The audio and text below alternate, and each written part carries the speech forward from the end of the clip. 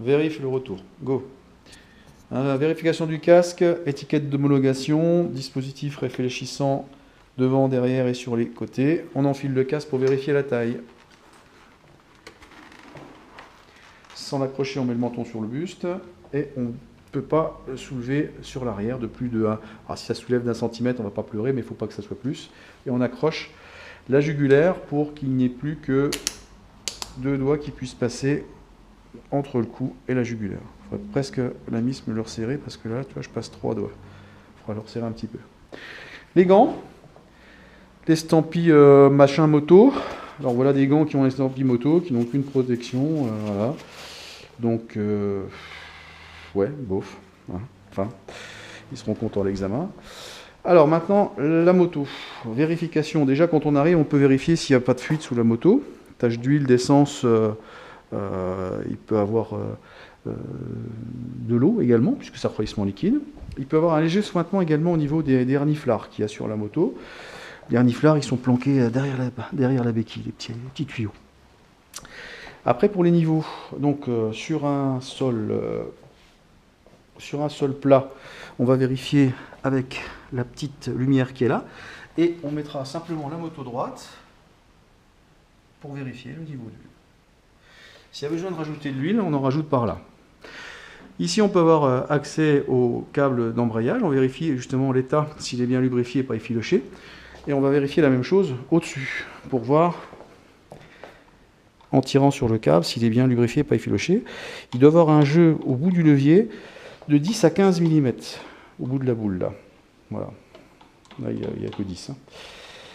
Pour la commande d'embrayage, c'est fini. Maintenant, la commande d'accélérateur. Il doit avoir un jeu de 2 à 6 mm d'avant en arrière, un léger jeu de gauche à droite, ainsi qu'un bon retour. Et ça, il faut faire ça dans toutes les positions parce que la garde, elle va changer. Voilà, il y a déjà beaucoup plus ici.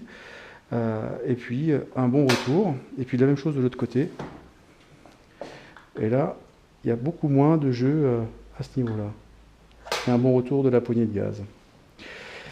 Après ça, on va mettre le moteur en marche pour vérifier les témoins d'alerte. Donc témoin d'alerte, rouge, il s'est bien allumé. Donc il n'y a pas de pression. Je mets en marche le moteur. Le témoin s'est bien arrêté. J'arrête le moteur avec le coupe-circuit pour vérifier qu'il fonctionne bien. Mais on arrête un moteur avec la clé de contact normalement. Je prends la clé de contact et je vérifie la tension de la chaîne ainsi que son état, s'il est bien lubrifié, qu'il n'y a pas de point dur, ainsi que visuellement les dents de la couronne. Et à l'endroit qu'on appelle la flèche, qui est le milieu, la distance médiane entre l'axe de la couronne et l'axe du pignon de sortie de boîte qui est planqué derrière, on vérifie qu'il y a un jeu ici de 3 à 4 cm de bas en haut. Voilà.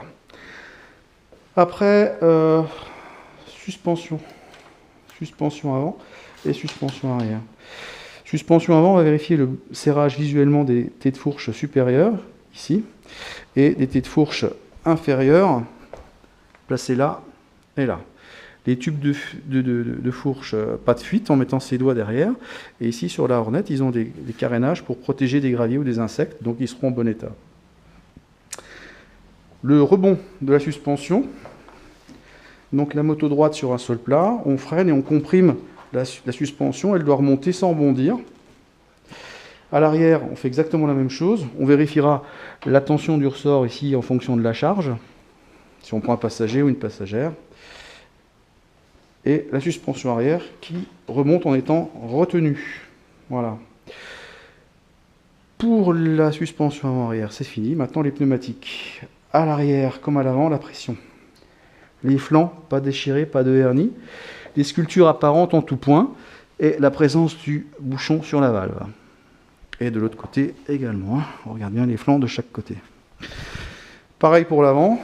État des sculptures bien apparentes en tout point. On écrase le pneumatique. Pas de déchirure, pas de hernie sur le côté. De l'autre côté également. Pour la colonne de direction, un jeu de gauche à droite pour vérifier s'il n'y a pas un point dur. Et normalement, on va demander à Nathalie de nous appuyer sur l'arrière de la moto. Et en appuyant sur l'arrière de la moto, on déleste. Et là, par contre, c'est vraiment plus efficace de le faire de la manière là. Merci. Alors, maintenant, on monte sur la moto. On vérifie que les rétroviseurs sont bien accrochés de chaque côté, qu'ils sont bien sûr propres, bien réglés et pas cassés. On va maintenant vérifier le klaxon et que tous les feux de la moto fonctionnent bien. Alors, on va les faire vite fait, on sera quitte de démarrer le moteur. J'ai rechargé la batterie cette nuit. Propreté, bon état du bloc optique. Donc là, oui, on va dire qu'il est propre, là, c'est bien. Ne pas oublier le feu position, qui est planqué en dessous. Il faut aussi dire qu'il fonctionne bien. Et puis, vérifier qu'il y a un bien changement avec l'ampoule des feux de route. Ok, à l'arrière. Feu rouge arrière fonctionne. Éclairage de plaque fonctionne, propre, en bon état. Voilà.